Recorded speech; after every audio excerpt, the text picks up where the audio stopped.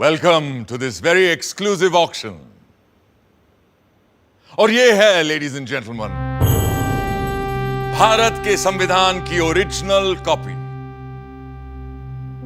उन 1000 कॉपियों में से एक जिन्हें कॉन्स्टिट्यूएंट असेंबली मेंबर्स के लिए स्पेशली तैयार किया गया था।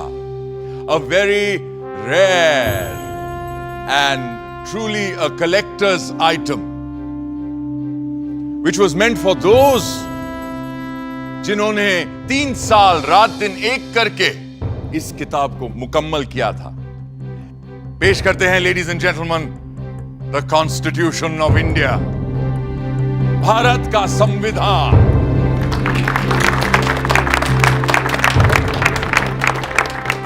ये कोई आम किताब नहीं, बल्कि प्रतीक है हमारे मुल्क का।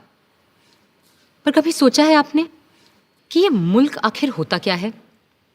समाजशास्त्री कहते हैं कि एक ही नस्ल, धर्म, जबान, परचम और हुक्म को मानने वाले बाशिंदों के समूह से बनता है एक मुल्क, एक देश।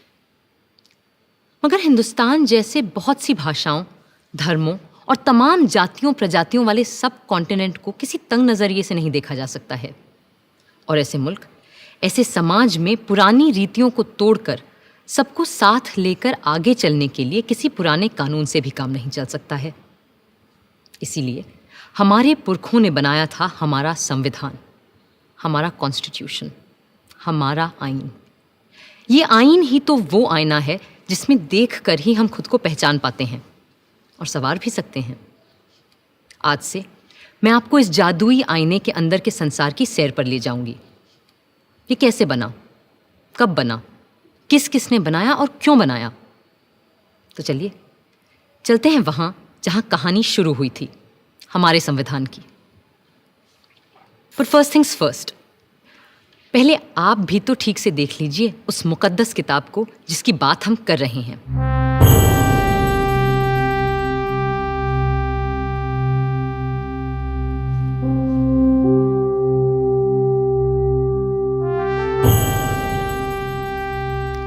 शांति निकेतन के प्रसिद्ध चित्रकार श्री नंदलाल बोस की रहनुमाई में कई कलाकारों ने भारत के इतिहास, पुराण और लोक कथाओं की छवियों से इस ग्रंथ को सजाया था। और प्रेम बिहारी नारायण रायजादा जैसे खुशखत कातिबों ने इसे अपने कलम से निखारा था।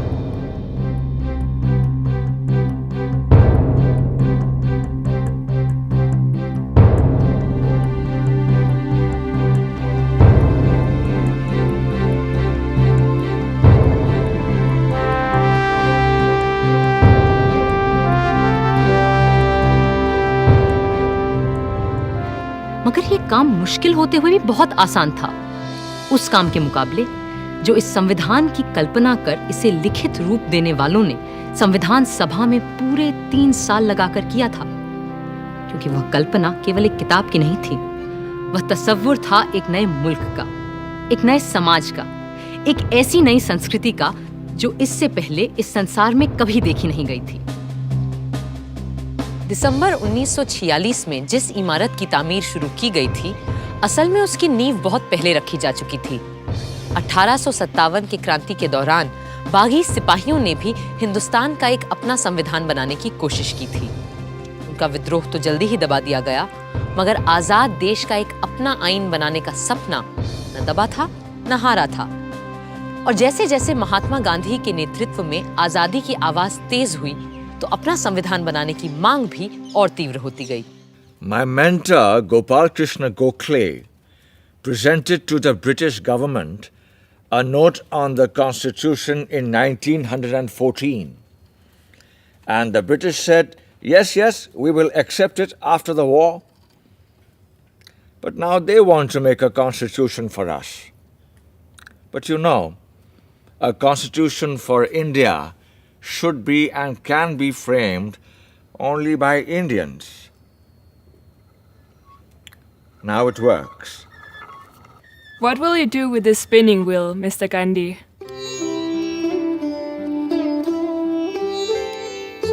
This is my secret weapon to drive the English rulers away so that we will have the power to make our own constitution. अब गांधी जी की सरपरस्ती में इतिहास ने दोबारा हमें एक नए भारत को गढ़ने का मौका दिया था। कांग्रेस नेता और आला वकील पंडित मोतीलाल नेहरू ने 1928 में एक रिपोर्ट तैयार की जिसे नेहरू रिपोर्ट या स्वराज संविधान के नाम से भी जाना गया। और उनके बाद जब उनका बेटा जवाहर कांग्रेस का सदर बना तो उस युवा नेता ने हिंदुस्तान के अपने संविधान के सपने को और शदीद तरह से सबके सामने रखा। आजादी दी नहीं जाती, स्वतंत्रता किसी कानून के नुक्ते को बदलकर नहीं मिला करती। इस तरह तो नए निजाम के नाम पर अंग्रेजों की पुरानी गुलामी को और मजबूत किया जाएगा। सच्ची आजादी तब मिलेगी जब हम अपनी चुनी हुई संविधान सभा के जरिए खुद अपने देश का संविधान सोचेंगे, अपना आईन तय करेंगे, अपना कॉन्स्टिट्यूशन बनाएंगे। भारत माता की जय! भारत माता की जवाब में अंग्रेजों ने सन 1935 में एक गवर्नमेंट ऑफ इंडिया एक्ट बनाया। ये एक्ट भारतीयों की उम्मीदों से न सिर्फ बहुत कम और अलग था, बल्कि इसकी वजह से कांग्रेस और मुस्लिम लीग के दरमियान दूरियां और बढ़ने लगीं। इस बीच दूसरे विश्व युद्ध के दौरान सन 1945 में डॉक्टर तेज बहादुर सप्रू ने सभी पार्टियों से मशवरा करके एक सांझे संविधान का खाका बनाने की कोशिश की। उधर वर्ल्ड वॉर II की मार और इधर आज़ाद हिंद फौज और भारत छोड़ो आंदोलन के चलते अंग्रेजों का भारत पर अनंत काल तक राज करने का इरादा नेस्तो नाबूद हो चुका था। विंस्टन चर्चिल युद्ध तो जीते, मगर बेचारे चुनाव हार गए और बर्तानिया के नए प्रधानमंत्री क्लेमेंट एटली ने कहा कि भारत के लिए नया संविधान बनाने और मुसलमानों को अलग अधिकार देने की मुस्लिम लीग की मांग पर काम फौरन शुरू किया जाएगा। इसी के मद्देनजर पहली बार हिज मैजेस्टी की सरकार के 3 कैबिनेट मंत्री एक साथ भारत भेजे गए और ये कहलाया cabinet mission. Believe me, India will be a much better place after you have left us to ourselves. That's precisely what we ought to do, Mr. Gandhi. Our only fear is whether it's possible to minimize the violence and the bloodshed which is predicted in this subcontinent when it breaks into Hindustan, Pakistan, and Princeton. Then don't break India. But what about Mr. Jinnah's Pakistan? Why will you listen to my brother Jinnah if you are not ready to listen to others? And why do you presume that Jinnah will not see sense when you meet him in Shimla? I do wish your hopes come true when we meet in Simla, but it is important that you're also present there. What will I do there? I'm neither a member of the Congress nor of the Muslim League or of the other outfits that you have invited there. But still, we will need your wise counsel in Simla when discussions are held about an interim government and a new constitution for India. लाट साहब यानी vice Roy की शिमला कोठी में बैठक लग रही थी और वहां भारत भर की अहम सियासी हस्तियां जमा हो रही थीं।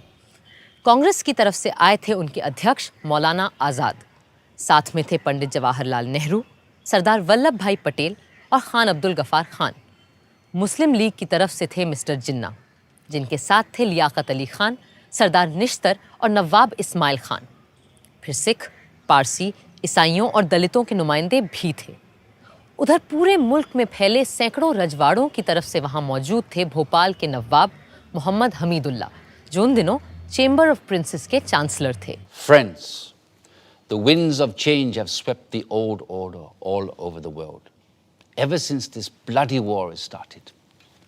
And our new Labour government of Britain is of the opinion that the time has come for Indians to decide how they are going to govern themselves. And the purpose of this meeting is to have discussions with all of you. The representatives of British India and the Indian states is to secure a way of framing the constitution of a free India.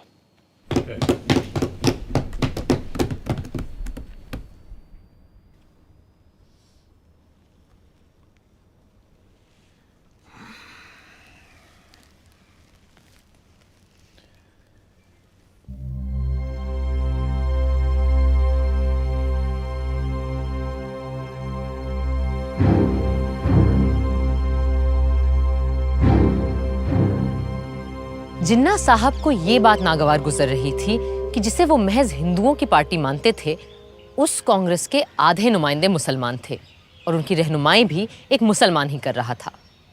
Shimla की ठंडी आबो हवा का ऐसे माहौल में गर्म हो जाना लाजमी था। मैं और मेरे साथी इस वक्त यहाँ पूरे हिंदुस्तान की आज़ादी की पेशकश लिए मौजूद हैं। बाकी मसाइल दोयम है जो हम बाद में भी तय कर सकते हैं। अपनी कॉन्स्टिट्यूएंट असेंबली में जो जमा होगी एक आज़ाद हिंदुस्तान के ख्वाब की ताबीर करने के लिए।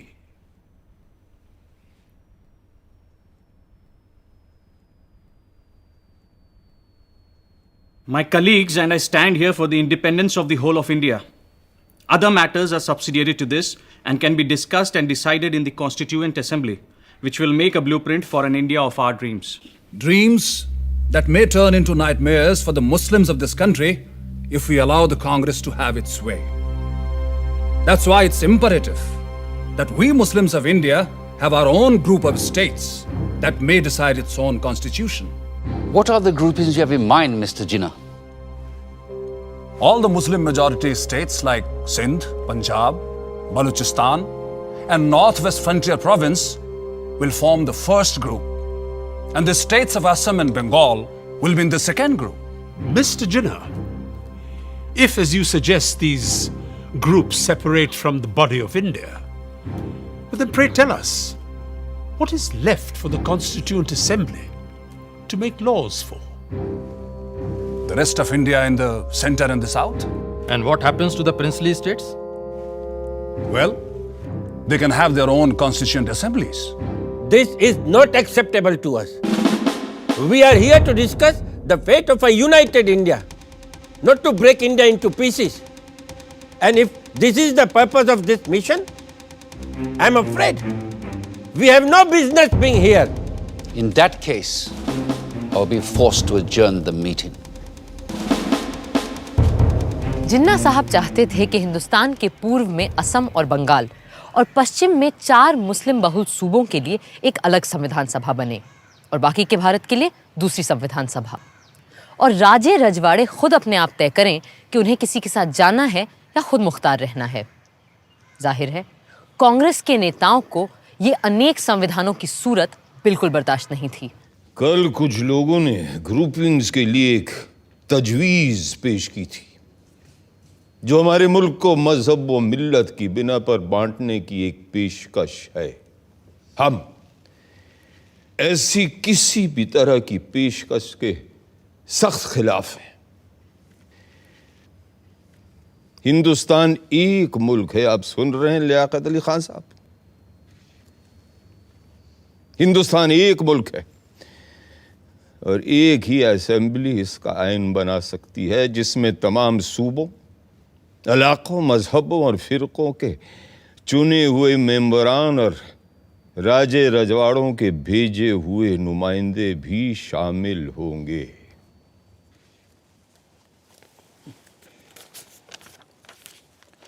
References were made yesterday to groups of provinces arranged on communal lines. We are totally against any machinery to run any such groupings. India is one nation and it needs its constitution to be made by one assembly, which has elected representatives of the states, region, religion, and the nominated representatives of all the princely states as well. This is what I call the tyranny of numbers. Everyone knows here that such an assembly will have a brute majority of caste Hindus and their party, the Congress. And in the game of numbers, minority Muslims will have no say left.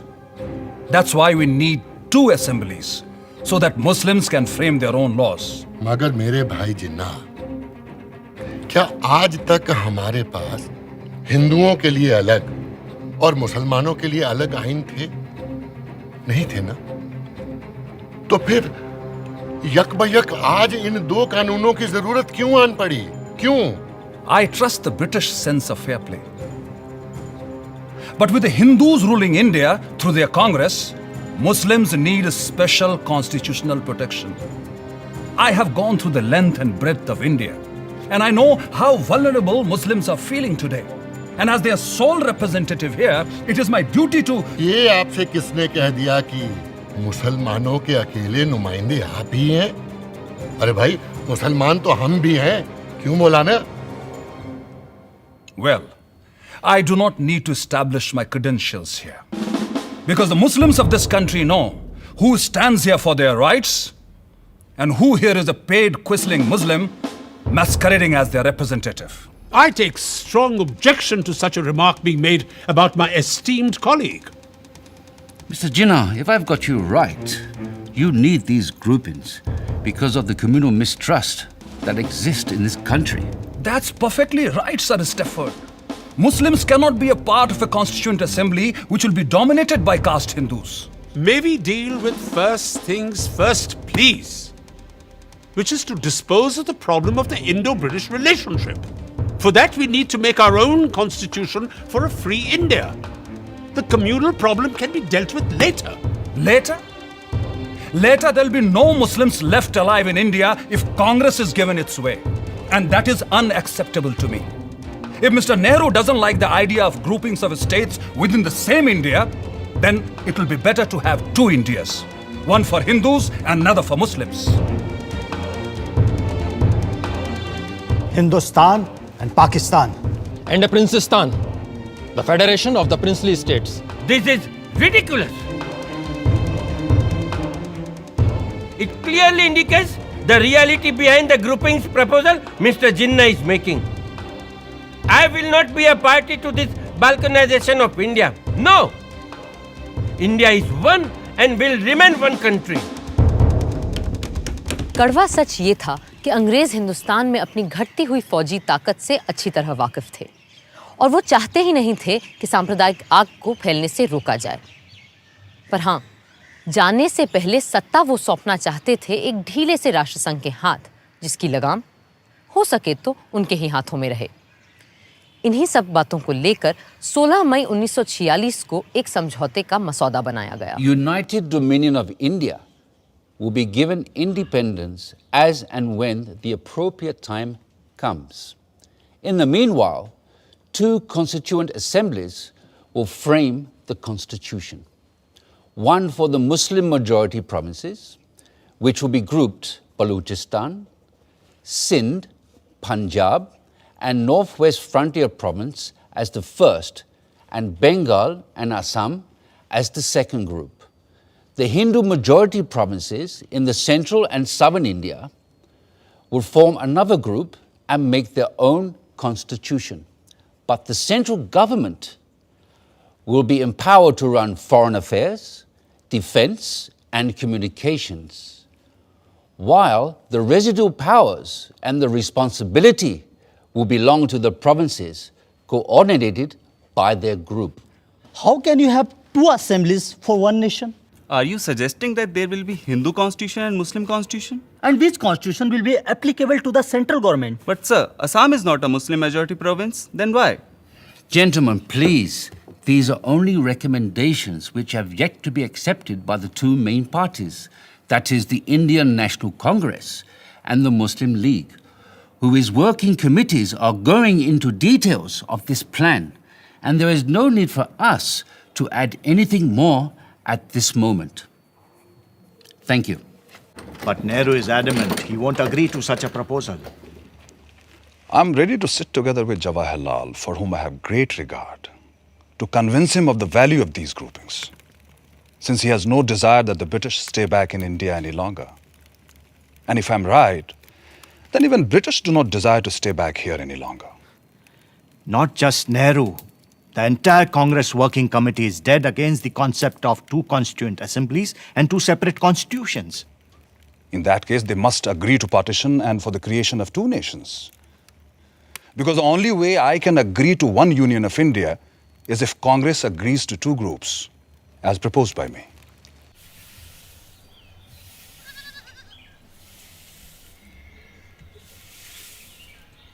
Bapu, working committee ने जिन्ना साहब की groupings की तजवीज़ के खिलाफ एक resolution pass किया है। Congress Working Committee agree that the groupings will hinder the concept of a united India and rejects any such demands put by external pressures which will hinder the working of any body constituted to decide the future of an independent country. There should be a sovereign body for the purpose of drafting the Constitution, and it must be unhindered by any external authority. ये है हमारा दस्तावेज बाबू। हम अपने देश का बंटवारा कभी कबूल नहीं कर सकते। अंग्रेजों ने हमारे साथ चाहे कुछ भी किया हो, उनके कैबिनेट मिशन ने अपना काम पूरा कर लिया है और अब उन्हें जल्दी है कि वो हमारी छाती से उतरे और जाएं। अब ये हम पर है कि हम कैसे अपनी इस दुखी अभागी धरती को सुखी और भाग्यशील बनाएं। कुल मिलाकर कैबिनेट मिशन असफल हो चुका था, मगर वो खाली हाथ वापस भी नहीं जाना चाहते थे। सो दोबारा एक बार मिलने और बातचीत का सिलसिला शुरू हुआ और 1 महीने की मशक्कत के बाद 16 जून को एक और प्रस्ताव सामने आया। Partition? The Congress will never agree to partition. Why would they agree to parity between themselves and the Muslim League in the interim government? And why will they not agree to have any Muslim members on behalf of Congress? How can 1/4 of the population be given half the population's seats in the cabinet? अगर हमने cabinet mission की सरकार में शामिल होने की तजवीज़ नहीं मानी तो न सिर्फ हमें सरकार से बाहर बैठना पड़ेगा, बल्कि ये मुमकिन है कि अंग्रेज हमें दोबारा जेल में डाल दें। अब इससे बेहतर यह है कि हम उनकी इतनी सी बात मान लें कि हमारी भेजी काबीना की फहरिस्त में किसी मुसलमान का नाम ना हो। खुद अपना नाम कटवाने की तरकीब बता रहे हैं आप तो मौलाना। सरदार, मुल्क किसी भी शख्स से बहुत बड़ा होता है और किसी भी मिल्लत से भी। मैं मौलाना की बात समझ सकता हूं। अगर हमने सरकार में आने का ये मौका हाथ से जाने दिया तो यकीनन मुस्लिम लीग और खास तौर से जिन्ना साहब इस बात का नाजायज फायदा उठाएंगे। बापू, आपका क्या कहना है?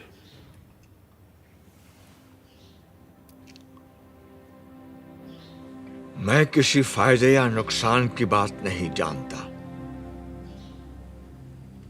मैं वही बोलूंगा जो मेरी आत्मा का कहना है, और मेरा मानना यह है कि जिन्ना साहब के डर से या सरकार में शामिल होने की जल्दबाजी में अगर हमने कांग्रेस की सूची से मुस्लिम भाइयों के नाम काट दिए तो हम में और उनमें अंतर क्या रह जाएगा?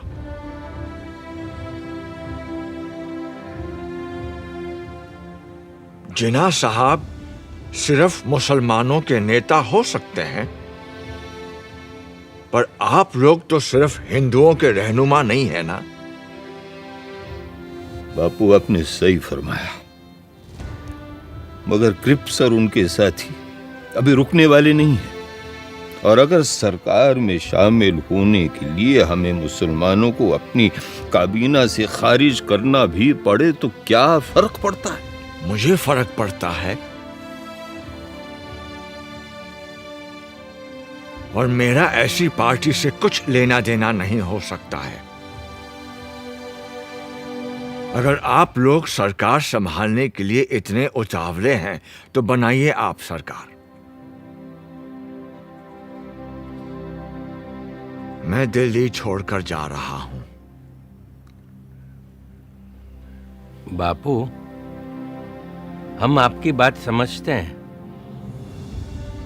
पर अगर इस समय उन्हें फौरन जवाब नहीं दिया तो ये मौका हाथ से निकल जाएगा। अगर यही आप सबका फैसला है तो मैं अपनी हार स्वीकार करता हूं। मुझे अंग्रेजों की नीयत सही नहीं लगती, पर मेरी बात ही सही है। इसका कोई सबूत भी तो नहीं है मेरे पास।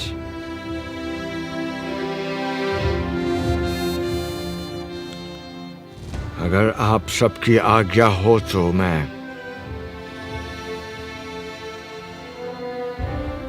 इजाजत चाहूंगा।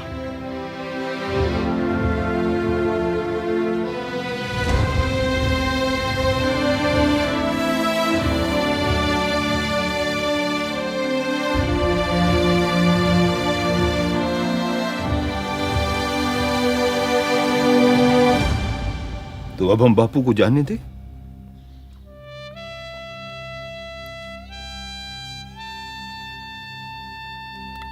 प्यारे लाल,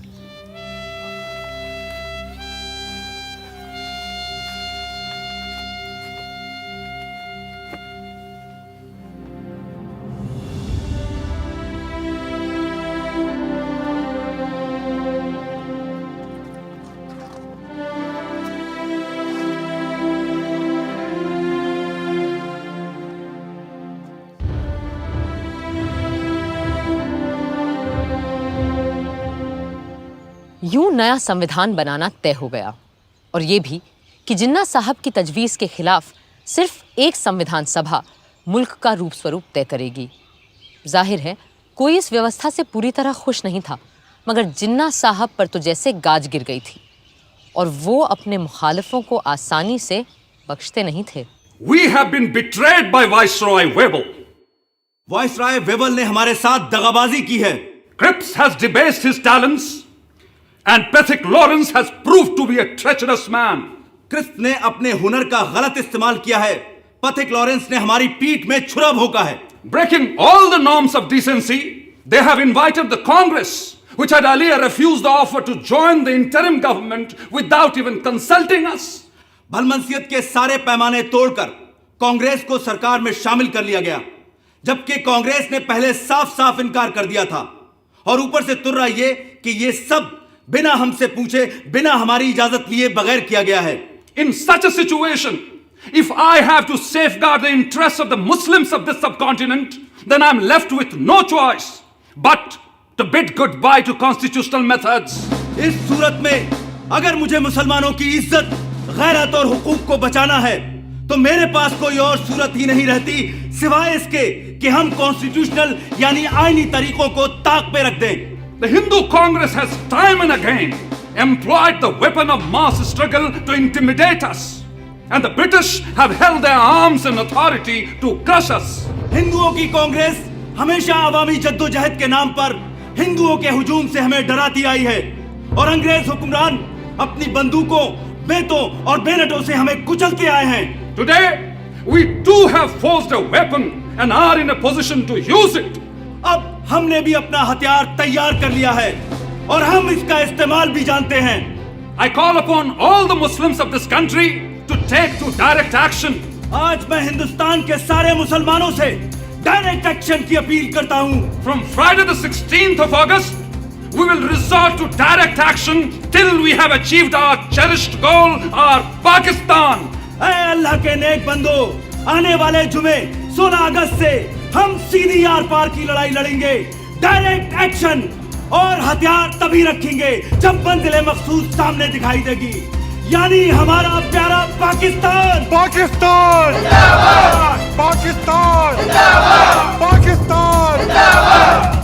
मगर कायदे आजम, क्या हमारा डायरेक्ट एक्शन नॉन वायलेंट होगा? I am not going to discuss ethics here. और आप सभी लोग जानते हैं कि मुझे गांधी की अहिंसा वहिंसा में कोई यकीन नहीं है। कायदे आजम मोहम्मद अली जिन्ना। बातचीत, सुलह सफाई, रूठने समझाने मनाने के 2 महीने यकबयक खत्म हो गए। कैबिनेट मिशन वापस लौट गया और हिंसा के बादल चारों तरफ मंडराने लगे। वाइसरॉय वेवल ने सारे गवर्नरों को बुलाकर पुलिस व्यवस्था को चाक चौबंद करने को कहा। पर बंगाल के गवर्नर सर फ्रेडरिक बरोज ने वेवल को खबर दी कि बंगाल के मुस्लिम लीगी प्रधानमंत्री एच.एस. सोहरावर्दी के कहने पर उन्होंने 16 अगस्त को सारे पुलिस महकमे को छुट्टी पे भेज दिया है। 16 अगस्त 1946 भारत के इतिहास के काले दिनों में शामिल होने जा रहा था। जिन्ना साहब की पुकार पर 16 अगस्त की सुबह से ही हथियारबंद लोग कलकत्ता की सड़कों पर उतर आए और हत्याओं का सिलसिला शुरू हो गया। बदले में दूसरे संप्रदायों के लोग भी निकल आए और सड़कों पर 3 दिन तक सिर्फ हत्यारों का राज था। पुलिस छुट्टी मनाती रही, फौज अपने ड्रैगन टैंक लिए बैरकों में बैठी रही और सड़कों पर कत्लोगारत, खुरेजी और आगजनी होती रही। 3 दिन में 4000 से ज्यादा लोग मारे जा चुके थे। बंगाल में जो हुआ उसके बदले में पहले बिहार और फिर बाकी भारत में भी हिंसा का तांडव मचने लगा। बंबई शहर तक दंगों की चपेट में आ चुका था। पर पूर्वी बंगाल के नोआखली में जिस तरह हिंसा का चक्र शुरू हुआ उसने सबको दंग कर दिया। सब छोड़ छाड़ कर गांधी जी चल पड़े Noakhali.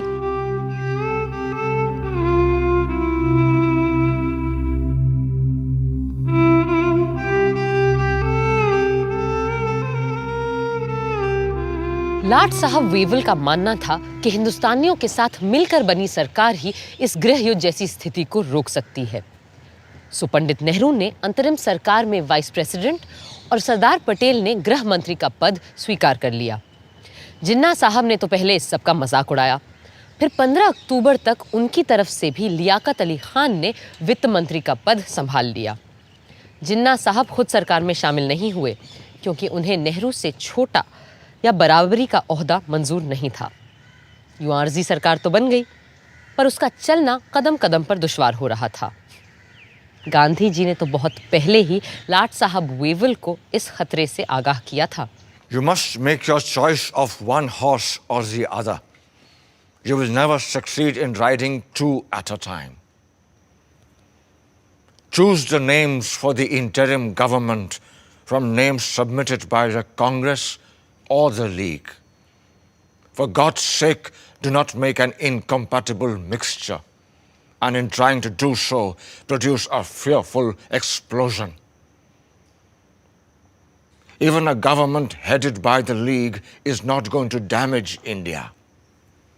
But I'm not ready to accept the division of Congress as Hindu and League as Muslim. No.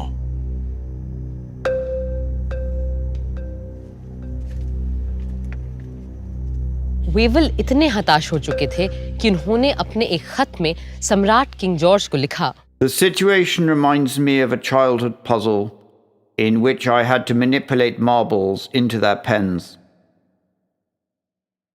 Just as the last one seemed to get into place, the others invariably ran out.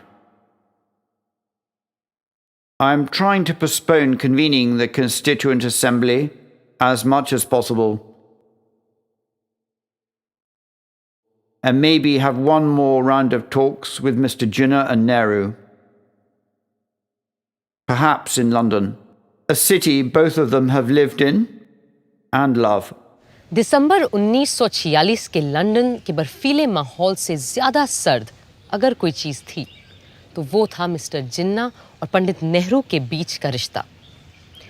कई मुलाकातों के बाद भी जब कोई बात न बनी तो आखिर नेहरू जी ने अंग्रेजों को उनके घर में घुसकर अंतिम चेतावनी दे डाली। There is a great urge amongst the populace of India for political progress and for making a constitution. Mr. Jinnah's Muslim League is but a fly on the weighing scale compared to the vast force in India. And if the British authorities do not call for the Indian Constituent Assembly immediately, we will have to resort to another mass action against His Majesty's government. Thank you, gentlemen. Mass action के डर से British सम्राट की सरकार तुरंत मान गई और पंडित नेहरू के भारत लौटते ही 3 दिन के अंदर हिंदुस्तान का आईन बनाने के लिए कॉन्स्टिट्यूएंट असेंबली का मिलना तय हो गया। 9 दिसंबर 1946 के ऐतिहासिक दिन इसी इमारत में पहली बार इकट्ठा हुई भारत की संविधान सभा। प्रादेशिक विधानसभाओं से चुने गए नुमाइंदे इस ऐतिहासिक दिन के लिए सज धज कर पधार रहे थे। मुस्लिम लीग ने जैसा कि उम्मीद थी, इसका पूरी तरह से बहिष्कार किया। हिंदुस्तान को एक नया रूप देने के लिए, एक नए संविधान को आकार देने के लिए सारे महत्वपूर्ण लोग कॉन्स्टिट्यूएंट असेंबली में मौजूद थे। बस 2 लोग वहां नहीं थे, और शायद 2 सबसे अहम लोग, कायदे आजम मोहम्मद अली जिन्ना और महात्मा गांधी। संविधान सभा के बहुत से सदस्य गांधी जी से मार्गदर्शन और आशीर्वाद लेने उनके पास पहुंचे।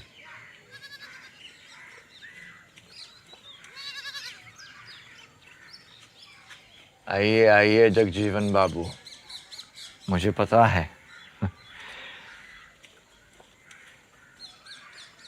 हम चाहे दुनिया का सबसे सुंदर संविधान क्यों न बना लें,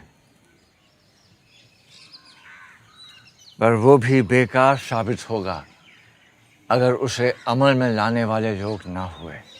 बापू, मुझे पूरा विश्वास है कि हमारे यहाँ ऐसे अच्छे आदमियों और औरतों की कोई कमी नहीं है जो हमारे संविधान को कारगर करके दिखाएंगे। इसीलिए हम सब आपका आशीर्वाद लेने आए।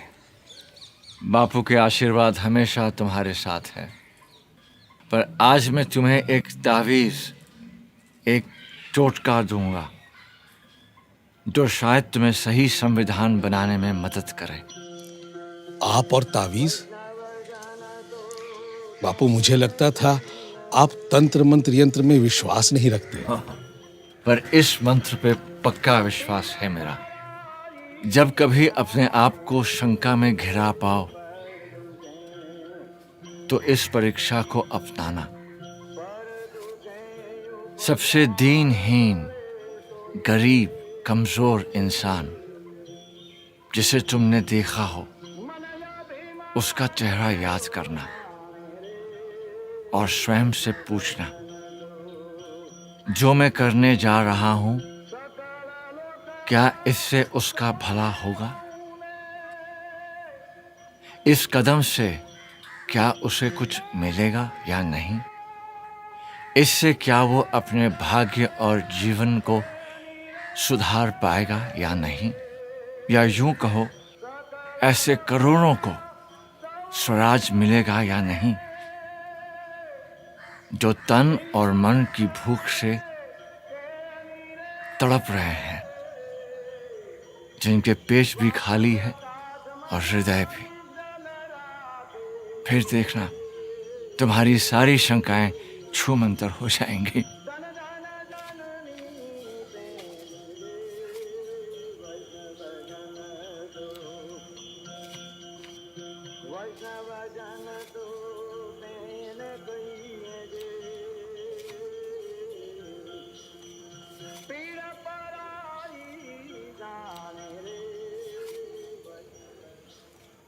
संविधान सभा ने सबसे सीनियर सदस्य डॉक्टर सच्चिदानंद सिन्हा को कार्यकारी अध्यक्ष चुना और उनकी निगरानी में सारे सदस्यों ने शपथ ली। फिर सभा के परमानेंट प्रेसिडेंट के रूप में चुना गया डॉक्टर राजेंद्र प्रसाद को।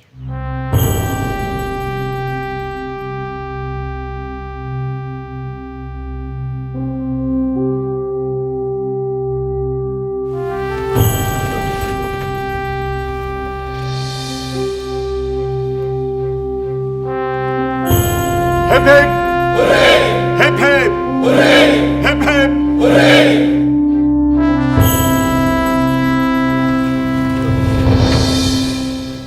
बहनों और भाइयों, अगर आप मुझे माफ करें तो मैं ये कहूंगा कि इस देश में जहां जात पात के इतने झगड़े फैले रहते हैं, आप लोगों ने हमें चुनकर एक तरह से अपनी जाति से बाहर कर दिया है और अपनी जात पात में बैठने से वंचित करके आपने हमें एक अलग, एक दूसरी जगह, एक दूसरे किस्म की कुर्सी पर बैठने के लिए मजबूर कर दिया है। और सिर्फ इतना ही नहीं, बल्कि शायद आप में से हर एक आदमी यह भी उम्मीद रखता है कि इस सभा के कार्यों में मैं कोई ऐसा कार्य न कर बैठूं जिससे कि ये बात जाहिर हो कि मैं किसी खास दल या किसी खास फिरके का आदमी हूं।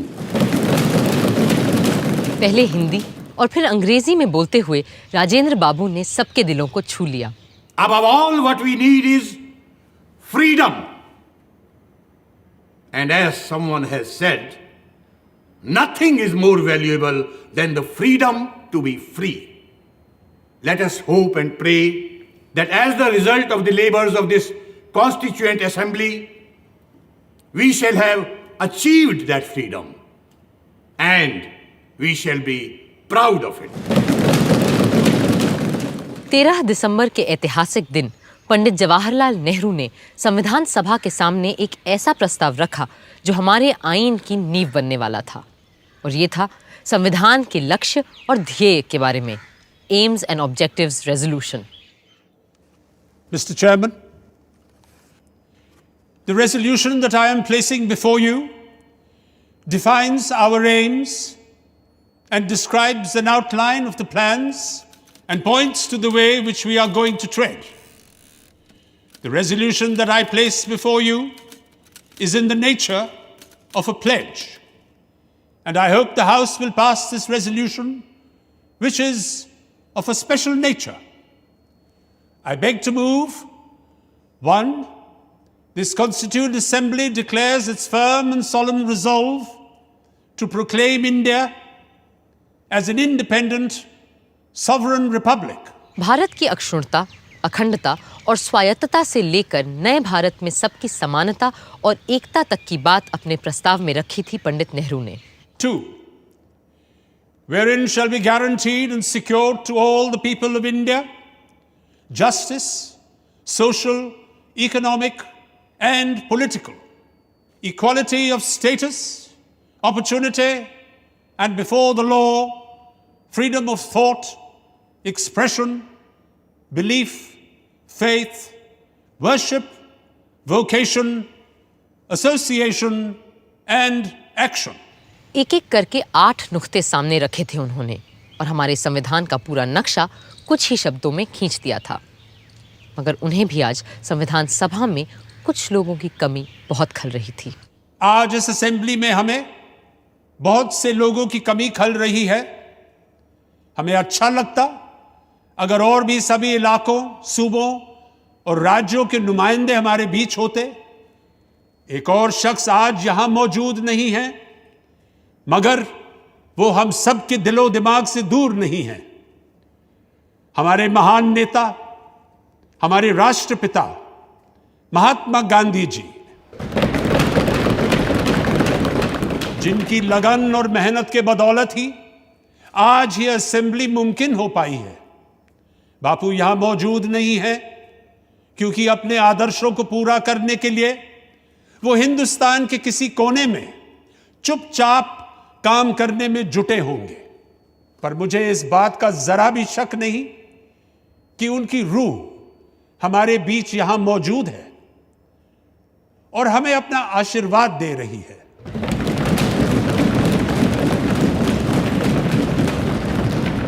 I also think of the various constituent assemblies that have gone before us, when the fathers of the great American nation met and fashioned out a constitution that has stood the test of time for more than a century and a half.